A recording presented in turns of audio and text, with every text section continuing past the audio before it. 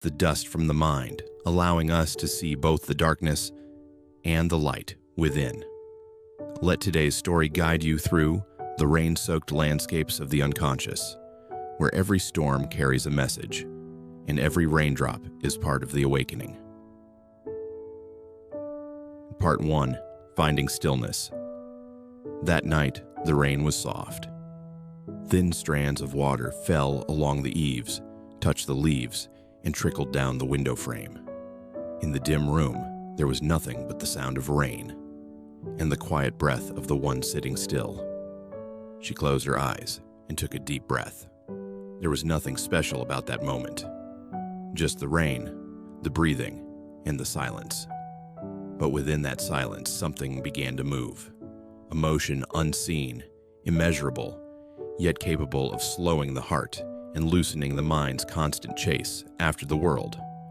Carl Gustav Jung once said, "Who looks outside dreams, who looks inside awakes." The words came to her as if from a faraway place, yet close enough to touch. Perhaps finding stillness is the way home, to the inside and where we have left ourselves behind for so long. Her breathing deepened. Cool air flowed through her body, carrying the rhythm of the rain outside. She realized that every inhale was a return, and every exhale a release. Not a release from the world, but from the tension that had accumulated in her mind. Unfinished conversations, the need to control, memories that refused to rest. Between the breaths, there was a small, delicate form of life, quiet, yet real. Jung called it the voice of the soul. It does not shout. It does not demand. It simply reminds us that we are still here. She opened her eyes. The streetlight outside illuminated each raindrop like tiny crystals falling to the ground. Rain is never just rain. Jung believed that water is the commonest symbol for the unconscious. Collected works fall under 9i. Perhaps that is why, when it rains, the human heart softens, as if what lies buried within us is also being washed clean along with the world. Rain and stillness, two companions of the soul. One purifies, the other allows us to hear. Together they create a new space where everything begins to feel real. She recalled the past, times when life was too loud, too hurried, like a storm without end. She had tried to find peace by escaping, by going far away, by staying busy, by silencing every sound. But only tonight, by doing nothing at all, did she realize peace is not found by muting the world, but by softening the mind. In Modern Man, In Search of a Soul, Jung wrote, "Your vision will become clear only when you can look into your own heart." As the steady rain continued, she felt each heartbeat in her chest, no longer restless, but even deep and warm. Like a lake, after the wind calms, the water began to smooth, reflecting the sky once more. Stillness is not emptiness. It is the space where the soul returns to its original shape, undefended, undefined. There, even fear becomes gentle, like the rain that night. And sometimes, only when we stop, can we hear the story our soul has been trying to tell. Finding stillness is not a meditation guide. It is a doorway, or perhaps a small ritual of return. When we sit quietly, breathe slowly, and listen to the sounds of the world, we are descending the steps into the unconscious, where our light and shadow coexist, waiting to be seen. Until you make the unconscious conscious, it will direct your life, and you will call it fate. That line of Jung's rang in her mind like a bell in the rain. Perhaps that is why humans need such moments. To stop running, to listen, to bring the unseen into awareness, to know that we are no longer ruled by what hides beneath. She closed her eyes again. Thoughts dissolved. No past, no future, only the present, simple and vast. She heard the rain, then her heartbeat, and finally one sound remained: life itself. In that moment, the world seemed to pause. There was no distance between human and nature, between storyteller and listener, between consciousness and the unconscious. Only one stream remained, gentle, clear, and true. She smiled softly, whispering to herself, "This is where every story begins, not in sound but in stillness." And beyond the window, the rain kept falling, as if the world was breathing with her. Part 2. The Fall of the Bennett Family. After last night's rain, the ground was still damp, and the scent of fresh grass mingled with the cool mist. Dawn slowly awakened, its fragile light spilling over the drops of water clinging to the window pane. The world after rain always carries a strange feeling, both quiet and pure, as if everything has just been washed clean to begin anew. Yet, much like the human mind, sometimes after calm comes another storm, a storm of fate. And that is where the story of the Bennett family begins. Henry Bennett was once a prosperous merchant. Ships bearing his name crossed distant seas, bringing back not only wealth but prestige. Their mansion was a symbol of abundance, walls draped in silk, chandeliers of crystal, and banquets that stretched long into the night. His 6 children grew up in luxury, believing life would always remain that way. But one day, the ships never returned. The news struck like thunder in a summer storm. Henry lost everything: his fortune, his reputation, and the pride of a man who once stood at the summit. He sat motionless in his silent study, trembling hands gripping a letter of debt. Outside, the wind stirred the garden, rattling the old doors. Everything seemed to collapse. Carl Jung once wrote in The Red Book, "There is no coming to consciousness without pain." And that was the truth. As Henry gazed around the vast house, now empty and hollow, he realized that his deepest loss was not money, but himself. The mask of the strong father, the respected businessman, the protector, all had fallen away. He felt stripped bare, fragile, and utterly unfamiliar to his own being. Jung called this moment the death of the persona, the death of the mask we wear to face the world. In 2 essays on analytical psychology, he wrote, "The persona is that which in reality one is not, but which oneself, as well as others, think one is." When all his layers were peeled away, Henry Bennett was left only with an empty shell, a soul never truly known, never truly heard. Yet amid the ruins, one person remained standing. Clara Bennett, the youngest daughter, was the only one who did not drown in despair. While her brothers and sisters lamented and rejected reality, Clara quietly began gathering the broken pieces. The grand house was sold, and the family moved to a small cottage at the edge of town. It was the kind of place where mornings began with a rooster's crow, afternoons were filled with sunlight streaming through the window, and cold winds crept through the wooden walls at night. For her elder siblings, it was humiliation. But for Clara, it was a beginning. She started learning everything anew: how to cook, sew, tend the garden, and keep the fire alive. Her hands, once soft from holding pens, grew rough from working the soil. Every scratch, every bead of sweat was a lesson in humility. And within that simplicity, she felt something profound. Even when life takes everything away, there is still one thing it cannot steal: the ability to begin again. Jung once wrote, "One does not become enlightened by imagining figures of light, but by making the darkness conscious." Clara did not escape her family's pain. She faced it. She looked into the long, dark nights and learned how to light her own small flame. At first, the townspeople mocked them, but slowly, Clara's quiet diligence changed their hearts. She went to the market, learned to bake, asked how to plant herbs, sought advice from the elderly about raising chickens. She greeted everyone politely, neither proud nor ashamed, simply a soul learning how to live authentically. And through that humility, something miraculous happened. She became loved, trusted, and helped. The fall of the Bennett family, through Jung's lens, was not an ending. It was a ritual of transformation. They had to lose everything to rediscover what they had forgotten: the meaning of existence itself. In the Red Book, Jung wrote, "The way is within us, but not in God's, nor in teachings, nor in laws. Within us is the way, the truth, and the life. Henry lost the outer world so he could return to his inner one. And Clara, with her gentle hands and quiet heart, found that path without needing to be taught. She became the thread that held everything together, the glue that holds everything together. When her father left in search of new opportunities and her siblings sank into disappointment, she kept the kitchen fire burning.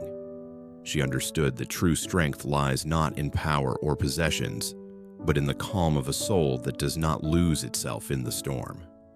On quiet nights, when everyone else was asleep, Clara would sit by the window, gazing at the small garden outside. Moonlight streamed through the branches, illuminating her dirt-stained hands. Outside, the wind carried the chill of early autumn, and once again it began to rain. She did not fear the rain. She remembered that first night when everything collapsed. It had rained then too, but now the sound of rain no longer spoke of loss. It was a reminder. Every ending is merely another form of beginning. Jung once said, "The sole purpose of human existence is to kindle a light in the darkness of mere being." Clara smiled. She knew she had not yet escaped the darkness, but she also knew that the small flame within her had begun to burn. And perhaps in that little cottage in the damp countryside, amid the rain and the quiet breath of night, that fragile light was already enough to illuminate the path toward something far greater. Part 3. The Storm and the Mansion. Since the day he lost everything, Henry Bennet had lived quietly, like a shadow fading at the edge of the world. Each morning, he woke early, stepped into the small courtyard, and sat watching the rain fall upon the eaves. There were days when the rain seemed endless, each drop a reminder of a time when he had everything except gratitude. Then one gray afternoon, the postman arrived with news that made Henry's heart tremble. One of his trading ships had survived and had just reached port. Henry said nothing. He only clutched the letter in silence. The first cold wind of the season swept through, biting into his skin, yet within him, a spark of hope was rekindled. Perhaps fortune had not turned completely away. Perhaps he still had a chance to save his family. Without waiting for nightfall, Henry donned his coat and set out for the harbor. Dark clouds gathered in the west, heavy and restless, but he paid them no mind. He had long grown familiar with storms, only this time, the tempest was no longer a metaphor. The dirt road to the harbor was slick with mud and fallen leaves. Thunder rolled in the distance, announcing the arrival of a great rain. When he reached the port, he found it deserted and drenched. The ship that had been mentioned was nothing but a charred frame, its cargo lost, its crew scattered. His name, the once honored name of Henry Bennet, was now inscribed only among the debtors. He stood there for a long time. Then the storm came. Rain crashed down in fury, as if the sky itself were raging. Pulling his coat tighter, Henry tried to find his way back. The old path was swallowed by darkness and lightning. No houses, no lights, only the roar of wind and rain. He walked and walked until his legs went numb.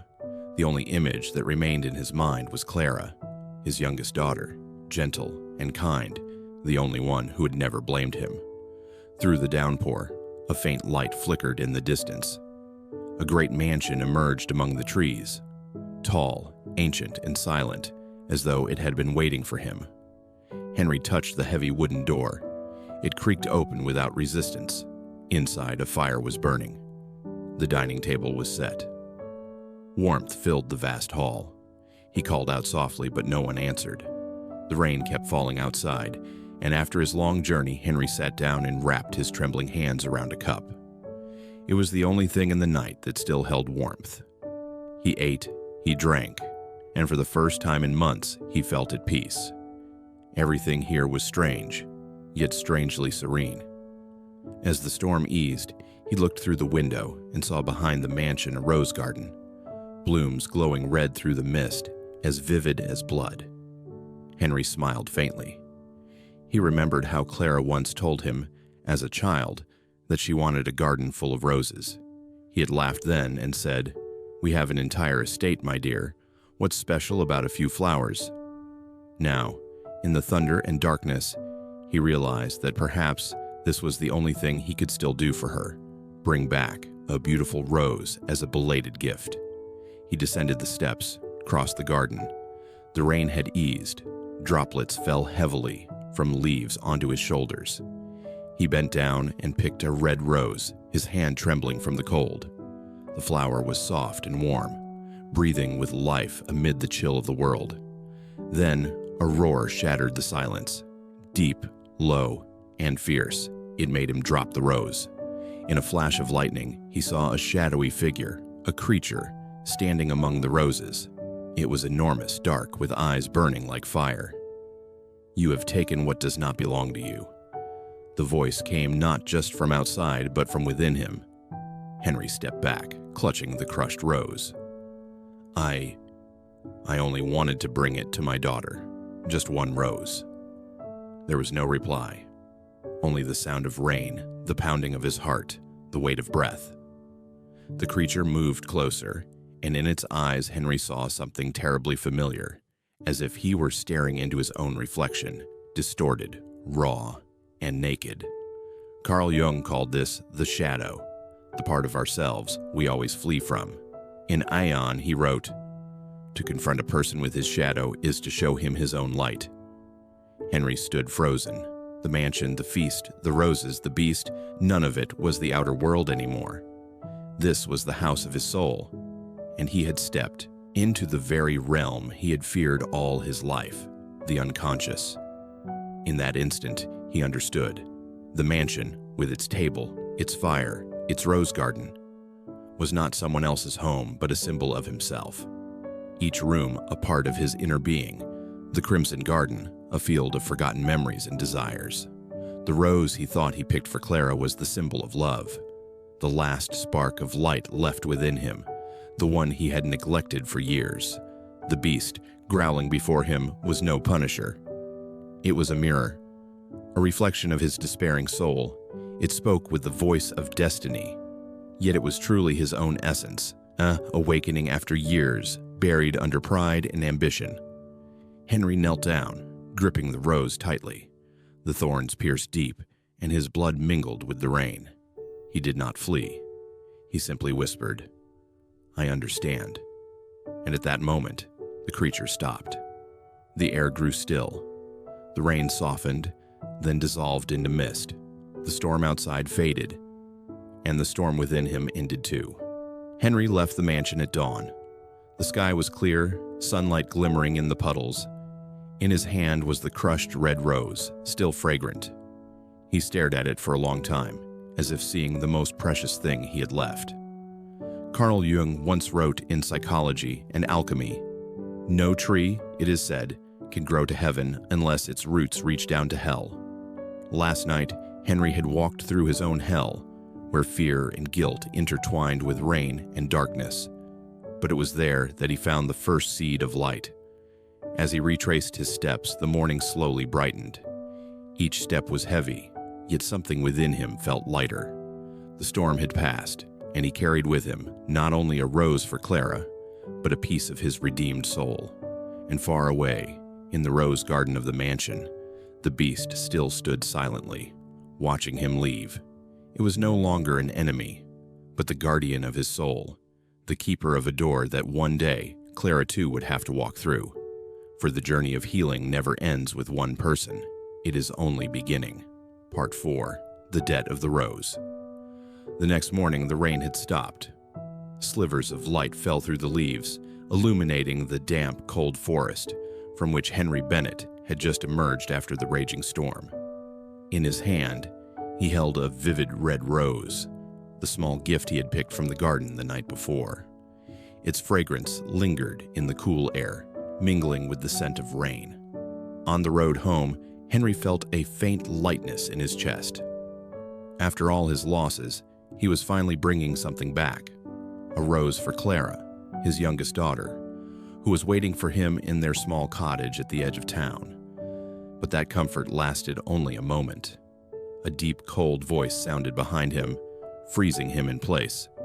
"Do you intend to leave without paying the price for what you've taken?" Henry turned around. Standing on the mansion's stone steps was a tall man, cloaked in black, his eyes sharp and cold, reflecting the dim morning light. It was Ethan Vale, the master of the house where Henry had taken shelter the previous night. Henry stammered, I'm sorry. I didn't know this place had an owner. I only sought refuge from the storm and—" Ethan cut him off. His voice struck like iron. "You ate beneath my roof, warmed yourself by my fire, and stole what is most precious to me." Henry looked down at the rose in his hand. He spoke softly, trembling. "I only wanted to bring it to my daughter. She has always dreamed of having a real rose." The wind stirred, making the rose petals tremble, their fragrance fleeting, like a fragile plea for mercy. Ethan stepped down from the stairs, each movement heavy, with both grief and anger. "Do you know," he said, "that those roses are all I have left of my late mother? Each petal is a memory, a breath of her final days." His voice quivered, yet his eyes stayed cold. "No one is allowed to touch them." Henry stood silent. A burning shame rose in his chest. In his desperation, he had committed a sin without knowing. Yet deep inside, he understood. This was not merely another's punishment, but the judgment of his own conscience.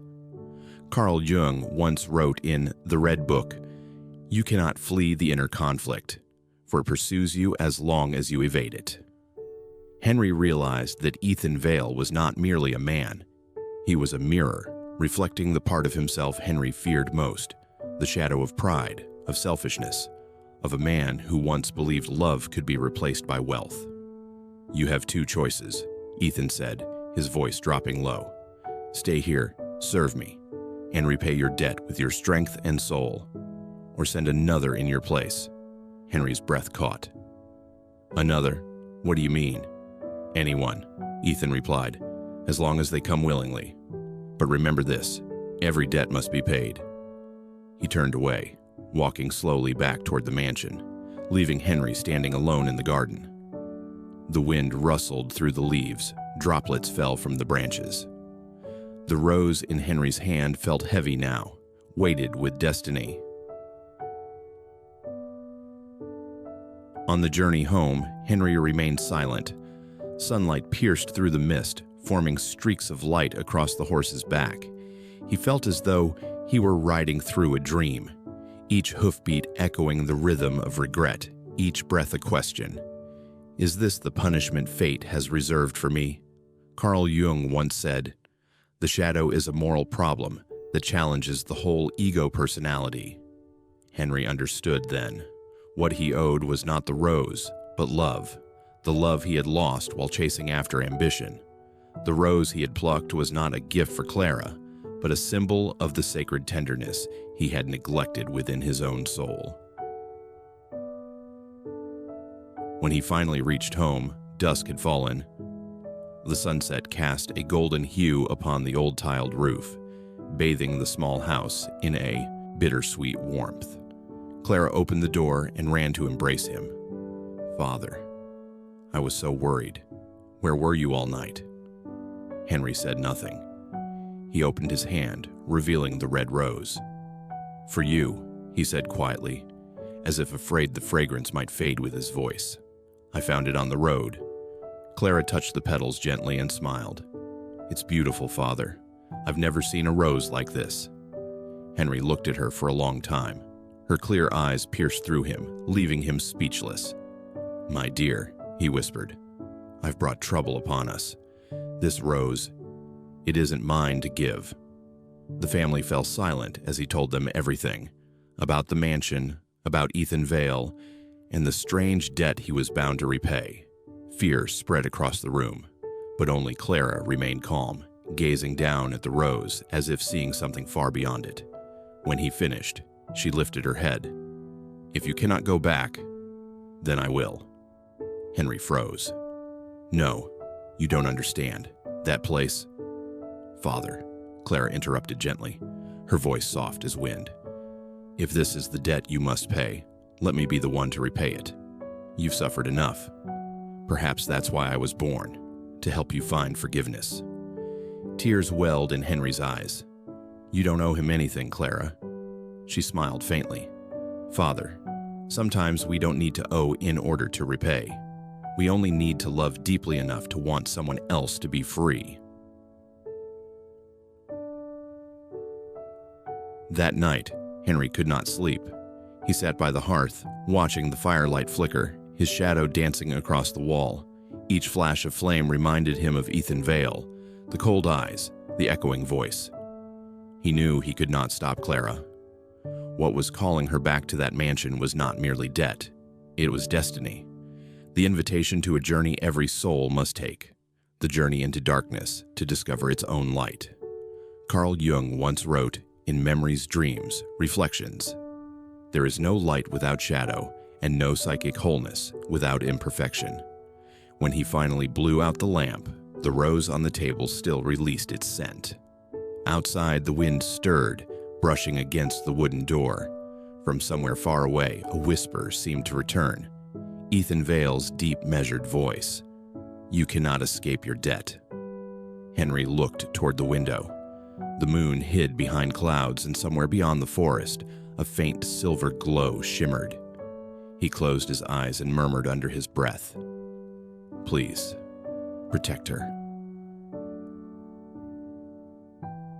At dawn, before the sun rose, Clara awoke early. She wrapped a scarf around her shoulders, put on her father's old coat, tied her hair, and left a note on the table. "I'm going to repay the debt, Father. Don't worry, I will come back." Henry awoke to the sound of the door closing. He rushed to the porch, but the road was already swallowed by morning mist. On the table lay the red rose, now dry, yet still fragrant, like the lingering trace of a soul walking toward the darkness. And somewhere deep within the forest, Ethan Vale stood in the rose garden, his gaze distant. He knew the one who would take the debtor's place had come. The story of the debt of the rose had only just begun. Part 5. Clara's Choice. That morning, a thick fog blanketed the path leading into the Vale forest. Everything was so still that Clara's footsteps sounded like whispered prayers, dissolving into the mist. She wore her father's old cloak, carried a small travel bag, and walked on. No one came to see her off. Only the wooden door closing softly behind her remained, leaving in her heart the echo of a promise. "I will return." Clara did not know what awaited her at the end of the road. She only knew that her father had returned from that place with different eyes, the eyes of a man who had looked into the darkness. Once strong and proud, he now carried the quiet fragility of someone who had broken, haunted by something he could not name. She understood then. This was not merely her father's debt, but the debt of their entire lineage, of the soul of the Bennett family itself. Carl Jung once said, "There is no coming to consciousness without pain," and Clara knew that this journey would be her pain, but also her father's healing. With the forest open before her like a gateway to another world, tall trees swallowed the light.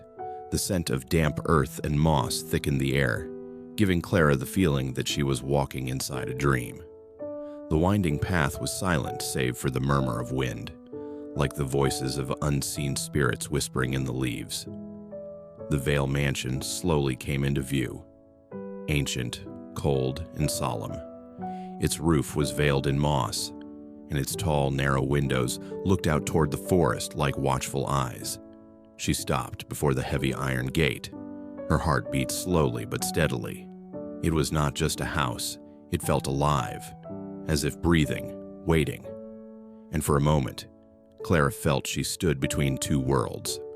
On one side, the familiar light. On the other, the darkness of the unknown. Carl Jung wrote in the Red Book, "The way is within us, but not in gods, nor in teachings, nor in laws. Within us is the way, the truth, and the life." Now Clara was stepping into her own path, the descent into the depths of the soul, where light and shadow meet. The iron gate creaked open. A boy appeared at the entrance, about 13, slender, with dark eyes gleaming like coal. He studied her quietly, then asked, his tone calm and even. "Who are you?" "Clara Bennett," she replied softly. "I've come in my father's place. I've come to repay his debt." The boy nodded, his gaze unwavering. "The master knew you would come," he said. "He told me. Light always finds its way back to where it belongs." The words sent a shiver down her spine.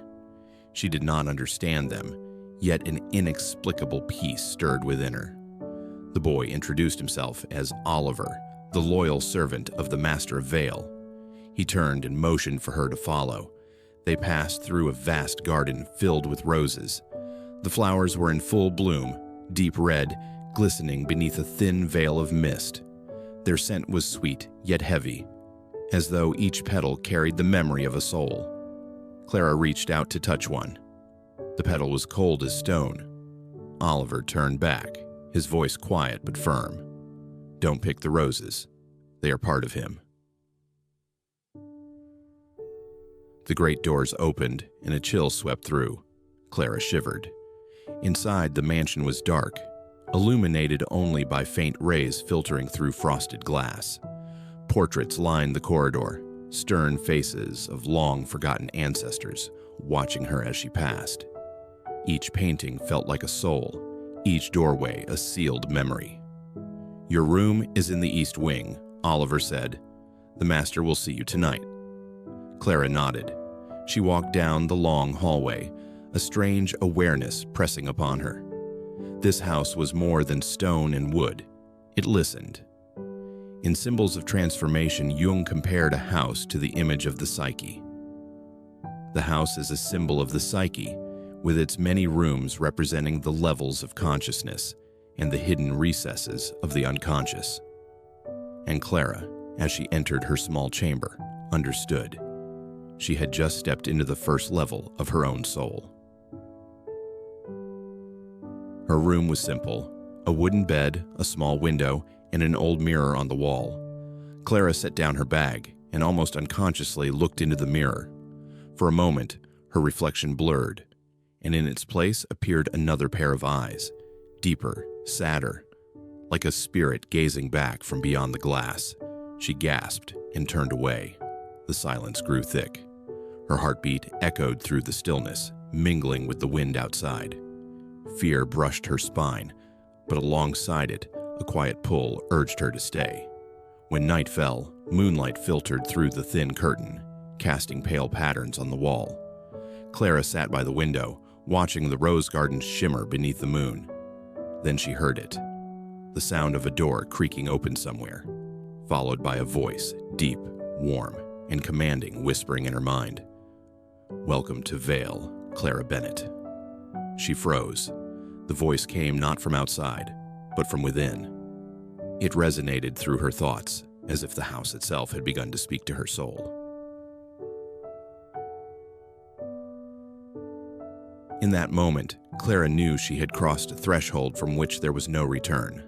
She had not come merely to repay her father's debt, but to face a greater one, the ancient debt between humanity and the shadow it avoids.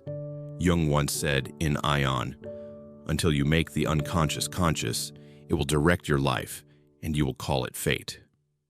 Now, Clara was living that fate. She stood still, unafraid, listening to the wind in the garden, to the rhythm of her heart echoing the breath of the house. A tremor passed through her, not from cold, but from recognition. Something within her had begun to change. Outside, the rose garden glowed in the silver light. The petals trembled gently, releasing a fragrance both sweet and sorrowful. Somewhere deep within the mansion, slow, deliberate footsteps echoed, like the heartbeat of another world waiting for her approach. Clara closed her eyes. She knew that at the end of that long hallway, behind the door that quivered in the wind, waited Ethan Vale, the man her father had called the beast in the dark. But to Clara, he was no longer a beast. He was a mirror, a symbol of what she must confront, the darkness within herself. She took a deep breath, opened the door, and stepped forward. The wind whispered, as she crossed the threshold. "Welcome to your journey, Clara." The privilege of a lifetime is to become who you truly are. Carl Gustav Jung. And deep within the mist-shrouded forest, inside the ancient mansion of Vale, that journey had truly begun.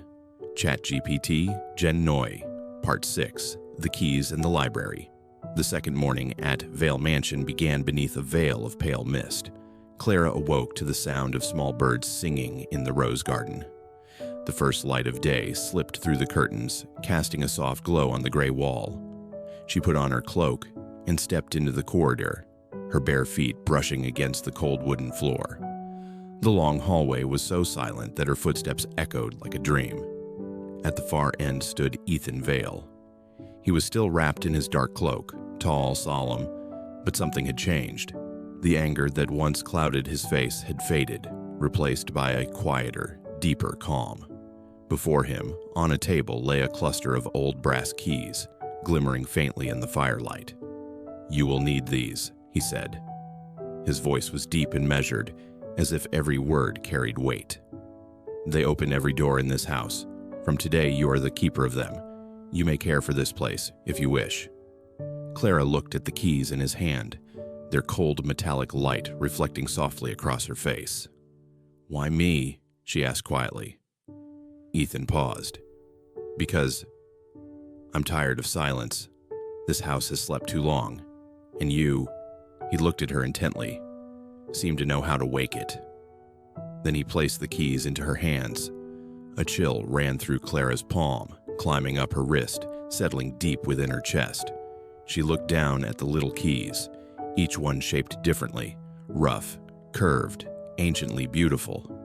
She did not know why, but she sensed that each key carried a story, waiting to be unlocked. The first door she chose was the kitchen.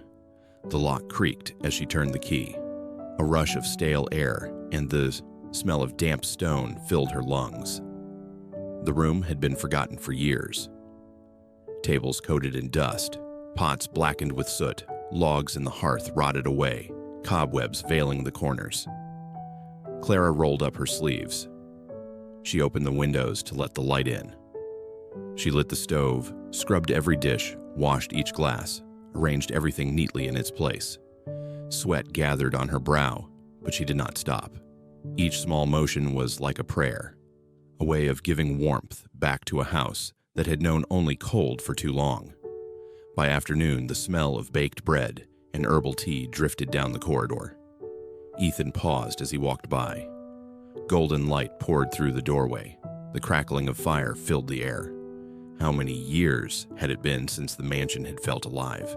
He stood still, watching through the open door.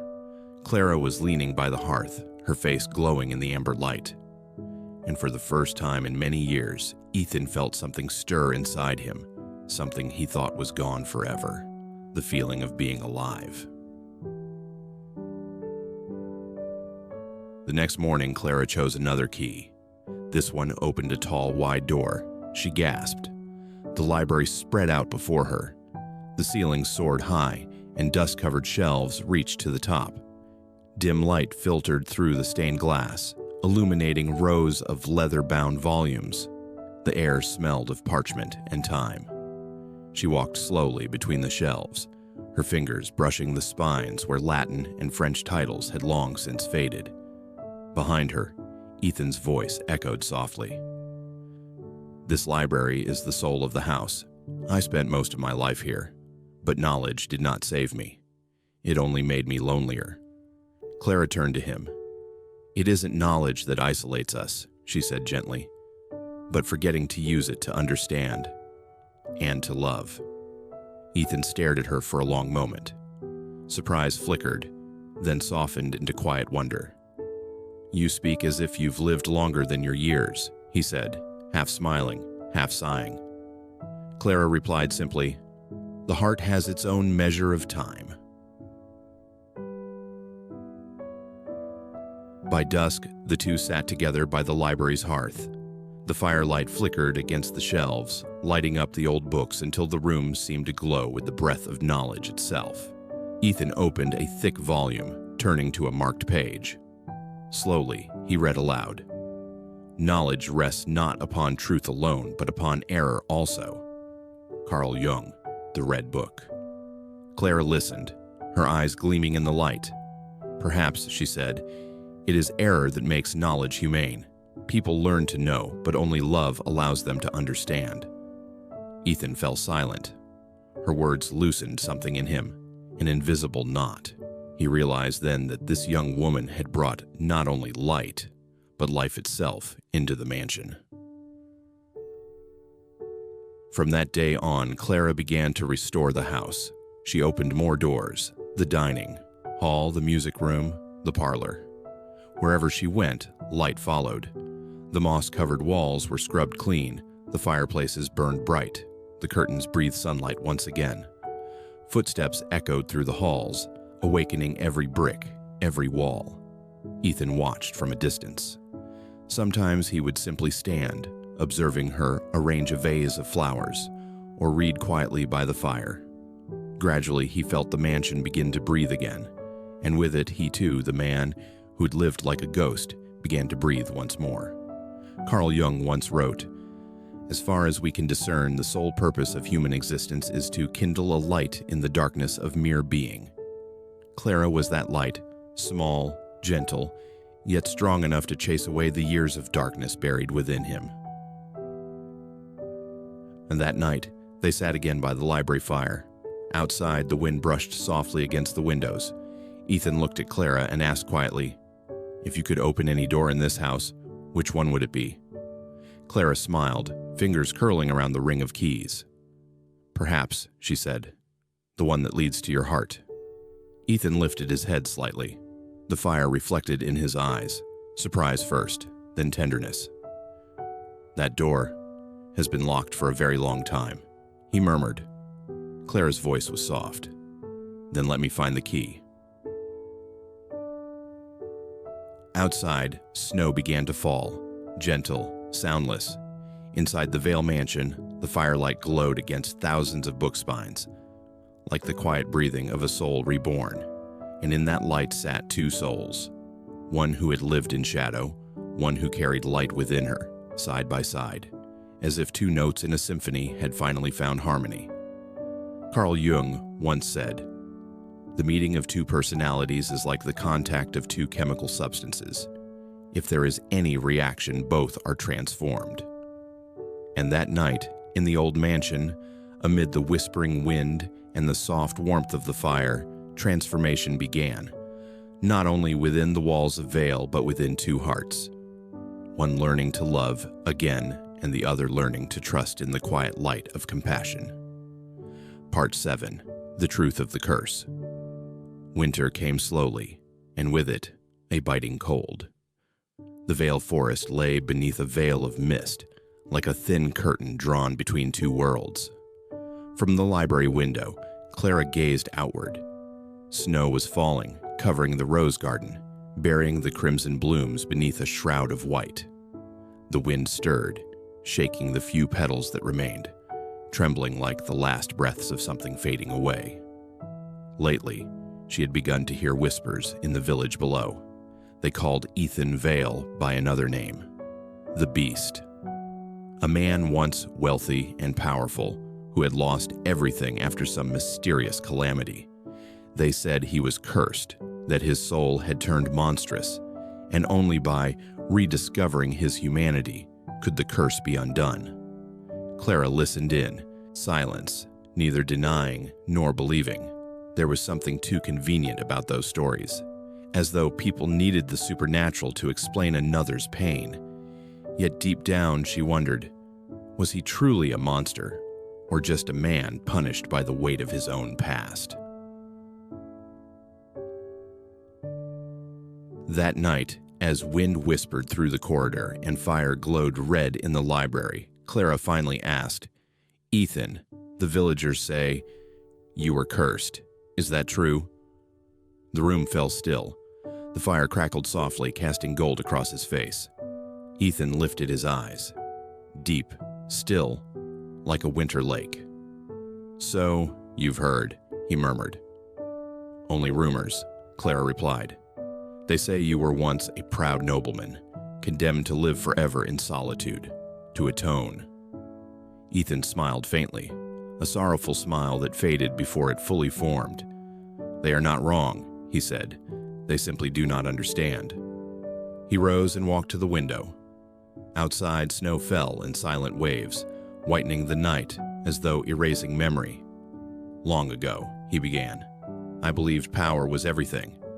I thought I could command people, fate, even love itself, and in that arrogance, I lost it all. By the time I understood, it was too late. Clara said nothing. His voice was calm, steady, yet each word carried the ache of a confession, far greater than guilt, something ancient, universal. I was not cursed by anyone, he said at last. I was punished by myself. The shadow I had nourished within me returned and devoured me whole. Carl Jung once wrote in Ion, the shadow is a moral problem that challenges the whole ego personality. Clara had never read Jung, but as she looked at Ethan, she understood intuitively. He was not the beast of fairy tales, but a man who had looked into the deepest darkness within himself, and instead of fleeing, chose to stay, to face it, to understand it. The next day, while accompanying Oliver to the village for provisions, Clara overheard more whispers. They spoke of a mysterious benefactor who often sent food to the poor, helped mend roofs, paid debts, yet no one had ever seen his face. When an old woman thanked the good man from Vale Forest, Clara felt her heart tighten. On their way back, the snow covered the road. The wind howled through the trees. Walking beside Ethan, she broke the silence softly. You've helped so many people. Why hide it? He looked out toward the white horizon, his voice low. Because I don't do it for forgiveness. I do it to learn to love again. That night, they sat again by the fire. Clara opened a book and read aloud from Man and His Symbols. Your vision will become clear only when you can look into your own heart. Who looks outside dreams. Who looks inside awakes. Ethan was silent. I've looked inside for so long, he said. And sometimes I fear what I find. Clara smiled gently, but it's only then that you truly see. The firelight shimmered in their eyes, a small but steady flame pushing back the shadows that filled the room. Ethan told her of the words carved into the mansion's gate, words he once saw as a cruel jest of fate. Only when the beast learns to be kind shall the curse be undone. I used to ask, he said, how could a beast ever learn to love? He paused. Now I understand. The beast was never outside of me. It was within my own heart. Clara whispered, and the moment you began to love, you set yourself free.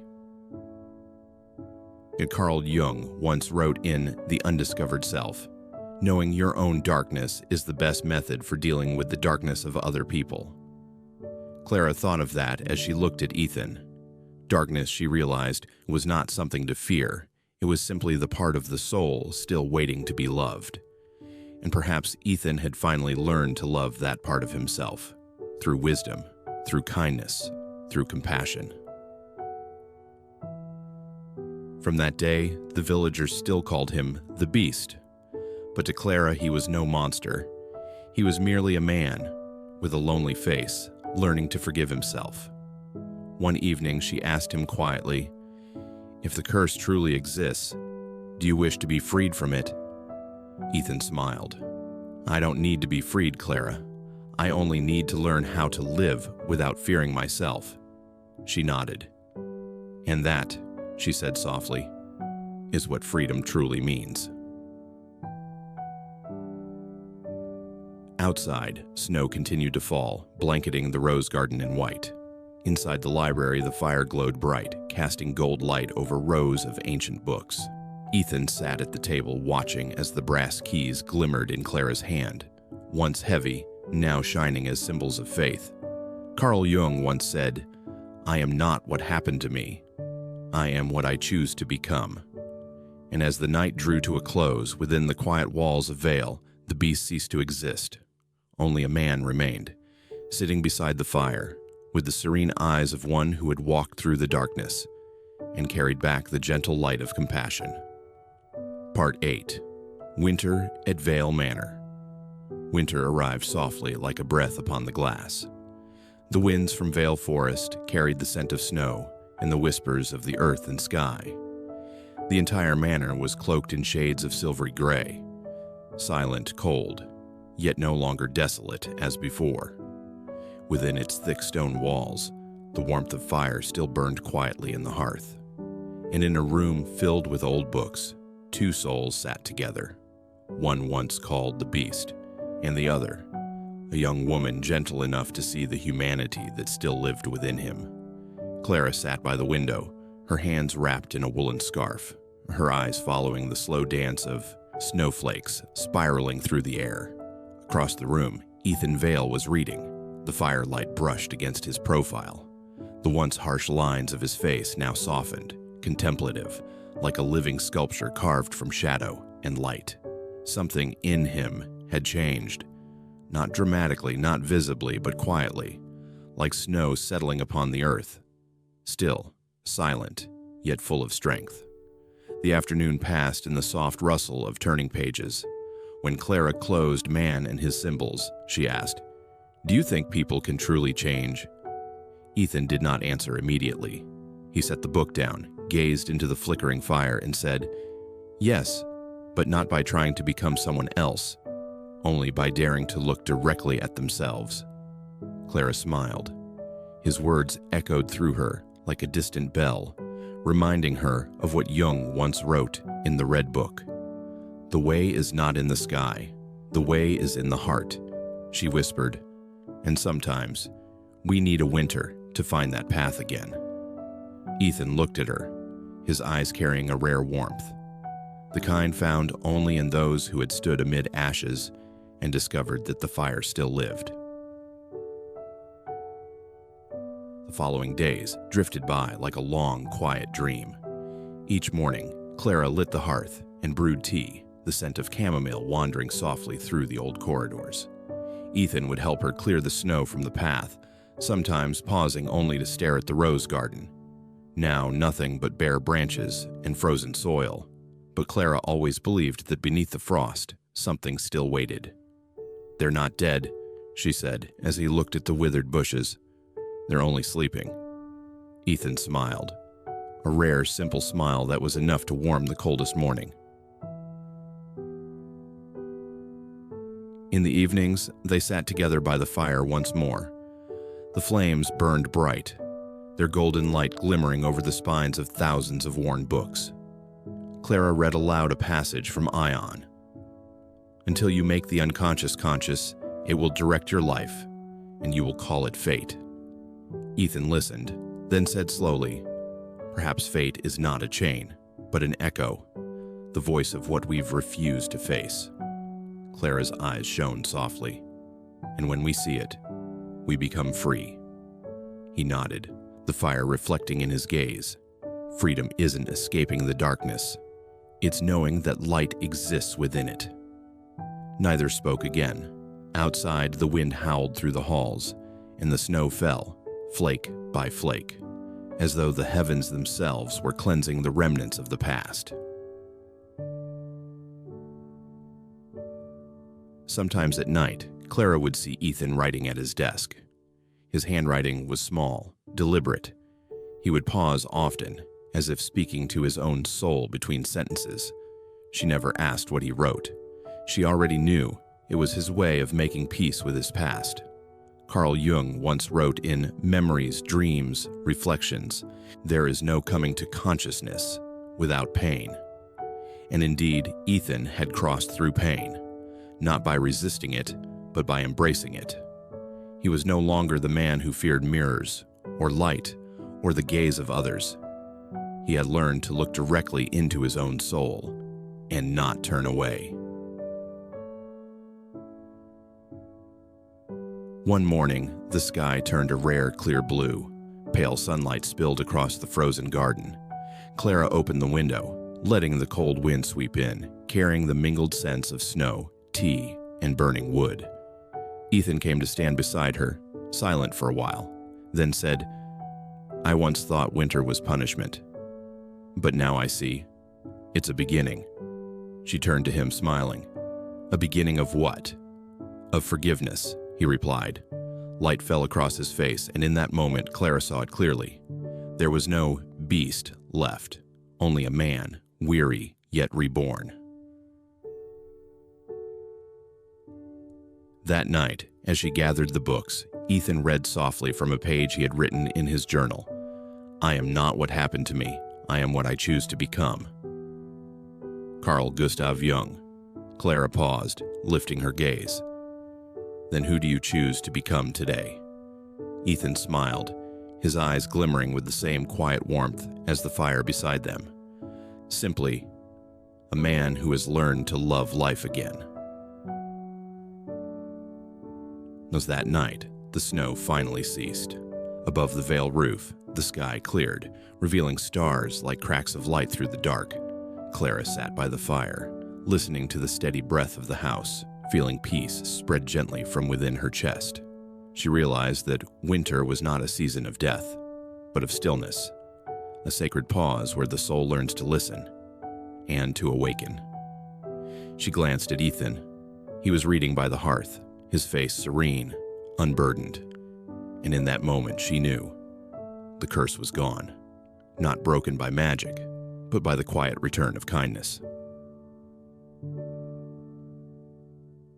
Winter at Vale Manor was no longer cold. It was filled with golden light, the crackling sound of fire, and two souls, each carrying their own story, their own wounds, and a new faith in the gentle miracle of being alive. And outside, in the silence of night, the snow began to melt, as though spring had already begun from within their hearts. Part 9. Spring's Return. The first breath of spring swept across the meadow, carrying with it the scent of damp earth and new grass. On the train bound for Vale, Clara sat by the window, gently brushing her fingers against the fabric curtain, her eyes following the awakening green fields that rolled past. The pale sunlight touched her hair, spilling a honeyed glow upon her shoulders. Winter had passed. Everything, even the human heart, seemed to be stirring back to life. After several weeks away in her hometown for her sister's wedding, Clara carried with her a warmth both tender and strange, as if she had lived another life, one filled with laughter and the simple reality of joy. Yet now, as the familiar road to Vale Manor unfolded before her eyes, her heart began to tighten. That place, the old house, the garden of roses, and the man once called the Beast, was waiting for her in silence. The carriage halted before the gate. The wind swept by, laced with the faint scent of lingering snow. Clara stepped down, and the moment she pushed open the great wooden door, she froze. There was no light, no warmth. The house lay buried under a thin film of dust. The curtains were drawn, the tables veiled in ash, and the vases on the windowsills held nothing but wilted stems. The air was thick with the scent of age, as if winter had never left at all. Oliver, the young servant, rushed forward, his voice trembling. "Miss Clara, he hasn't left the library since you went away. The fire's been cold ever since." Clara said nothing. She placed a hand on the chilled stone wall, feeling the faint pulse of a house that once breathed, now gasping for air. Then, without a word, she began. She threw open the windows. Light poured in, spilling over the wooden floor and scattering the dust in soft, drifting clouds. She pulled the curtains wide, wiped the tables clean, gathered the ash from the fireplace, and lit the fire anew. The first flames flickered weakly, then grew, glowing, alive, painting warmth across the darkened room. She carried buckets of water out to the garden. The snow had melted, revealing soft soil and brittle rose stems. She rolled up her sleeves and began clearing the dead earth, cupping each fragile branch as though tending a wound. When she planted new seeds, her hands were covered in dirt, but her smile was light and serene. Carl Jung once wrote in the Red Book, "Life has always seemed to me like a plant that lives on its rhizome.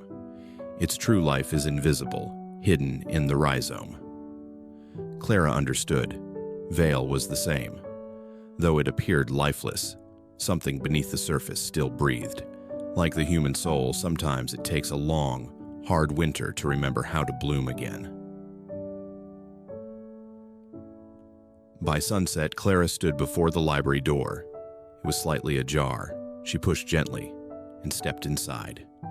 In the dim room, Ethan sat at his desk, surrounded by books and dust.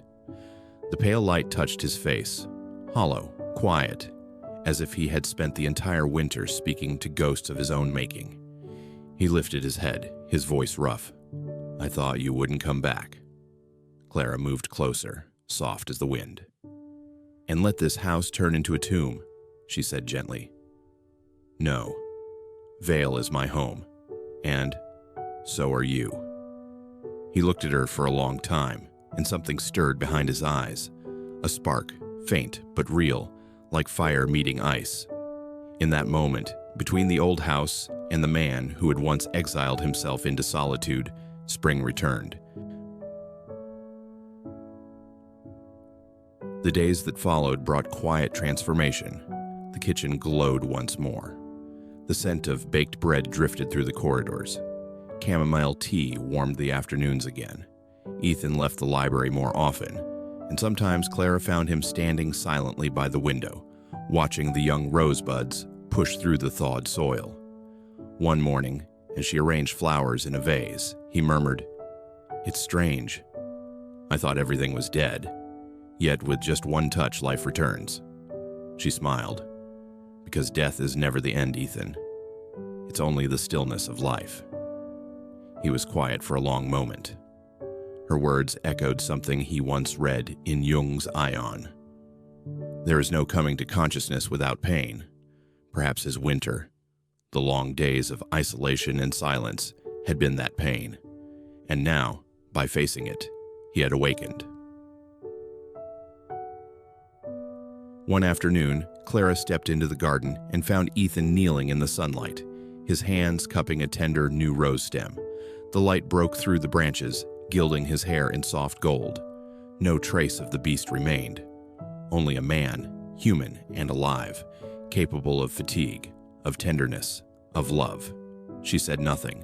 Some things are too beautiful to be named. Carl Jung once wrote in Memories, Dreams, Reflections, "The privilege of a lifetime is to become who you truly are."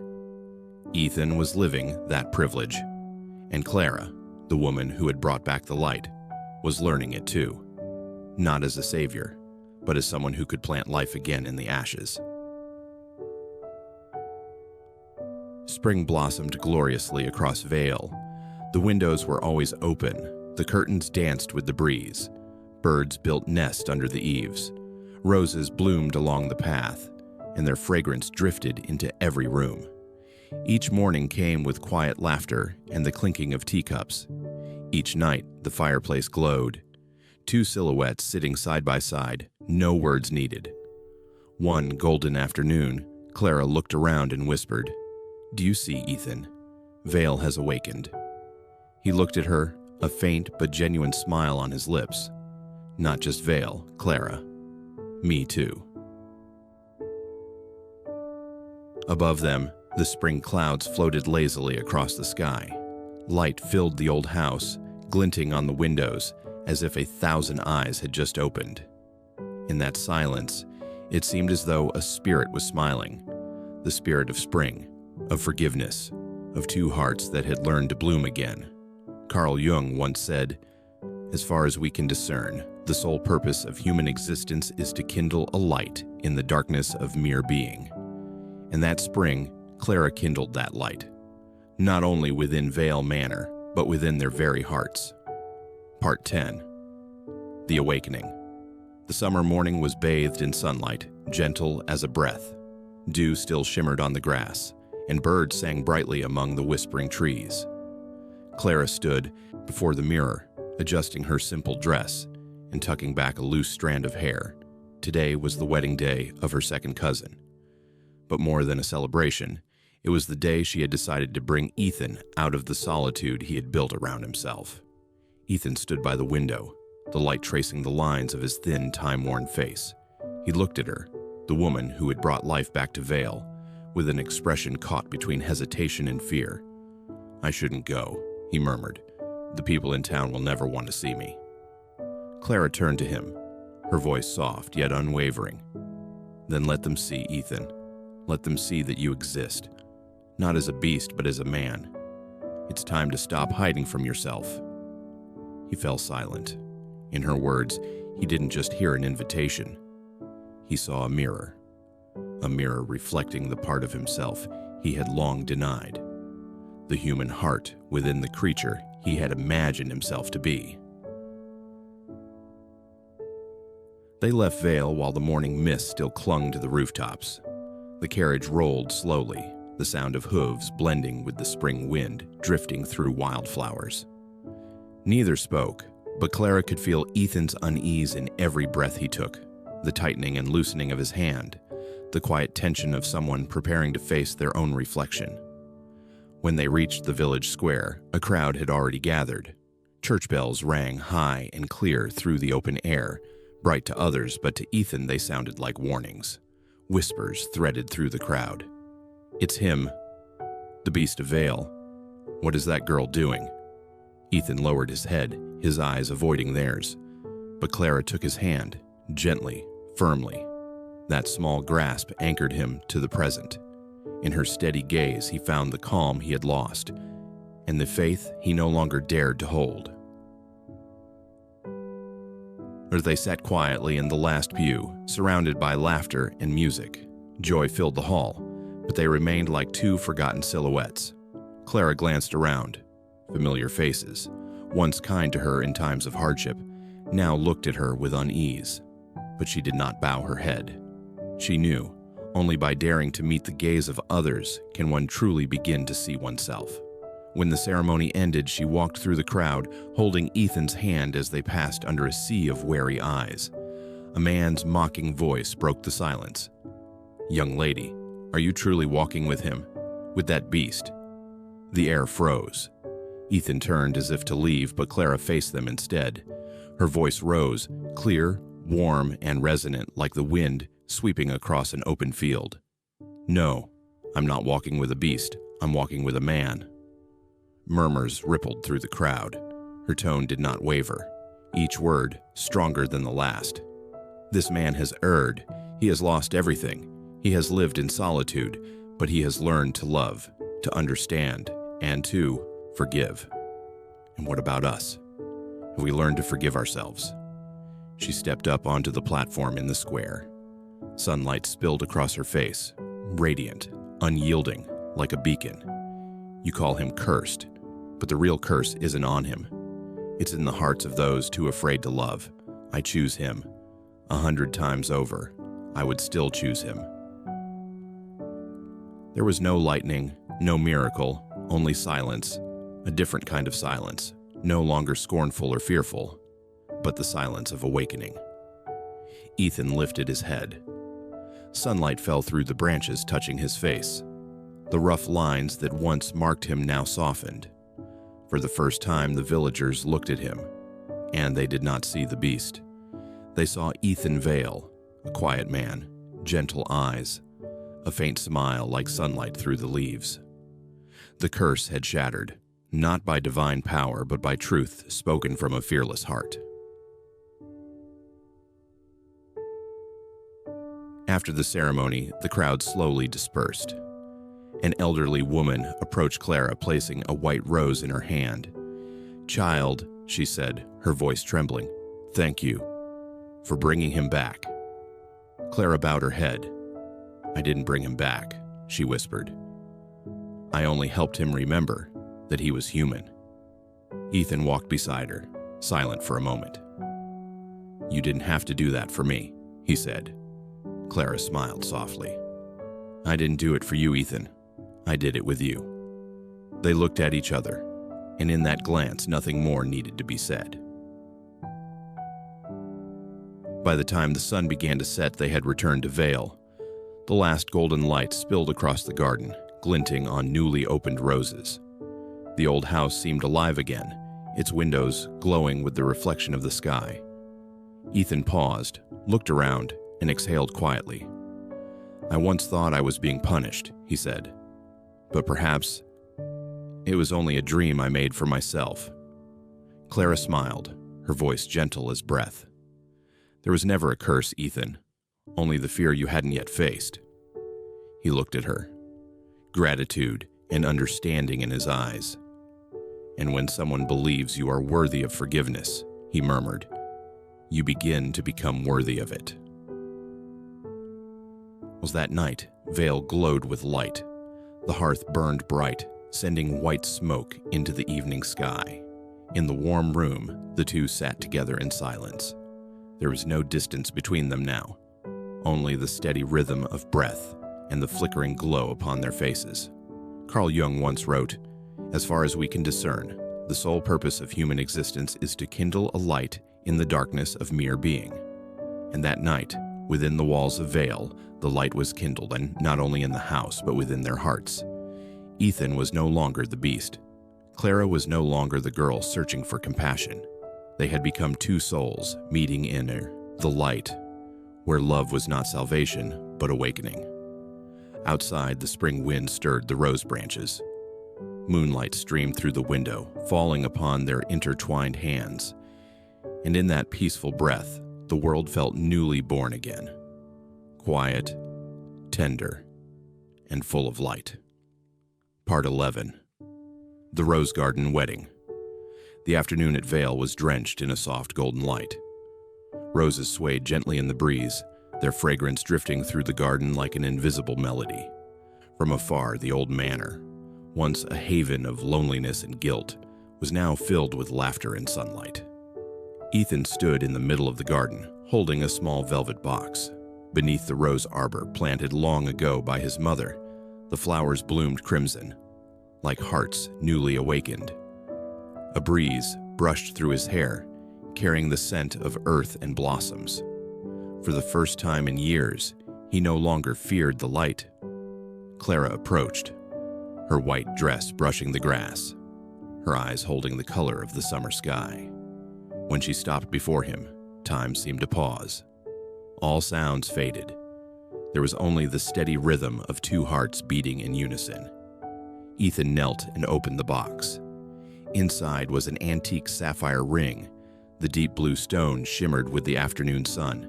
It had once belonged to his mother, the woman who had planted the seed of compassion in the proud heart of her son. "Clara," he said softly, his voice trembling, "every book I've ever read, every year I've spent in solitude, all led me here, to this moment. You've taught me that darkness is not something to be banished, but the place where one learns to truly see oneself." Clara lowered her gaze, her eyes gentle as water. "No one is ever truly saved, Ethan," she whispered. "We only learn to love the darkness within us and forgive it." He smiled, and in that moment, sunlight broke through the leaves, scattering gold dust around them like stardust. The wedding took place as the sun began to set. The garden became a living painting, birdsong, laughter, wind, and the scent of roses weaving together in harmony. Villagers, once afraid, now gathered to offer their blessings. Old fears had melted away like morning mist. Clara held Ethan's arm as they walked down the rose-lined path. Beside them, Oliver, the young boy who once served the manor, carried a small bouquet, his face radiant. No one whispered the beast anymore. They saw only a kind, grounded man and the woman who had recognized his beauty long before the world could. Ethan turned to Clara, his voice warm and deep. "I once spent endless days reading, searching for truth. But when I look at you, I finally understand. Some truths cannot be learned by reason, only felt by the heart." Clara smiled, squeezing his hand. "Knowledge helps us understand the world," she said, "but compassion allows us to touch it." Beneath the rose arbor, they stopped. The last rays of the sun bathed them in a soft, dreamlike glow. Ethan took the sapphire ring and slid it onto her finger. The blue gem glimmered like a drop of ocean beneath the sunset. "You are the light within my darkness," he murmured. Clara looked at him, her eyes reflecting that same light. "No, Ethan," she said softly. "That light has always been within you. I only helped you see it." They gazed at each other for a long while. In that golden light, everything seemed to dissolve. Time, the past, even old wounds. Only two souls remained. Bare, real, whole. The wind whispered through the roses like a blessing from old spirits. Somewhere in the air, Ethan thought he heard his mother's voice. "My son, at last, you have come home." Tears rolled down his face, not of regret, but release. In that profound stillness, he felt something he had never known before: peace. Clara touched his hand gently. "Vale has awakened," she said, "and so have you." He looked around. The garden shimmered under the fading light. Every flower seemed a forgiven memory, every petal a prayer finally answered. As Carl Jung once wrote, "Wholeness is not achieved by cutting off a portion of one's being, but by integration of the contraries." Ethan and Clara were the embodiment of that truth. He was reason, intellect, and shadow. She was compassion, intuition, and light. Between them, there was no savior and no saved, only two souls who had found each other and crossed the threshold of fear into wholeness. Evening descended. The sky blushed with hues of rose and gold. Petals drifted onto Clara's hair, and she laughed. A bright, innocent sound that made Ethan feel young again. In that instant, time stood still. There was no past, no future, only the radiant, living present. Carl Jung once wrote, in Memories, Dreams, Reflections, "The privilege of a lifetime is to become who you truly are." And here, in this garden, they had done exactly that. Ethan had become the man he was always meant to be. Clara had become the woman who dared to love with both heart and wisdom. Together they had returned to their truest selves, not because of each other, but with each other. The sun had set, leaving only the blush of pink clouds behind. Soft music played as Vale glowed in the twilight, no longer a house of shadows, but a heart reborn. Beneath the roses, amid fragrance and light, Ethan and Clara shared their first kiss of a new life. No fireworks, no ceremony, only wind, flowers, and the sacred stillness of two awakened souls. Vale, the garden, and the world itself fell silent, as if listening to something deeper than words, the sound of healing. The final evening at Vale drifted quietly. After the wedding, the garden shimmered with gold. Petals fell slowly, softly, painting a dream between reality and reverie. Clara sat on the porch, holding a cup of tea, watching the last rays fade upon the roses. Inside, Ethan tended the fire, as if afraid that warmth itself might vanish, even for a moment. All was peaceful, but it was a peace earned through shadow, pain, and the courage to face oneself.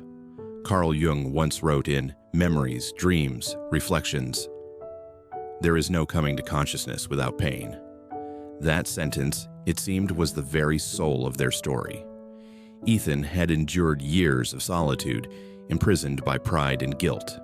Clara had faced her deepest fear, the fear of loving and of losing, and only by walking through that darkness together had their inner light begun to burn.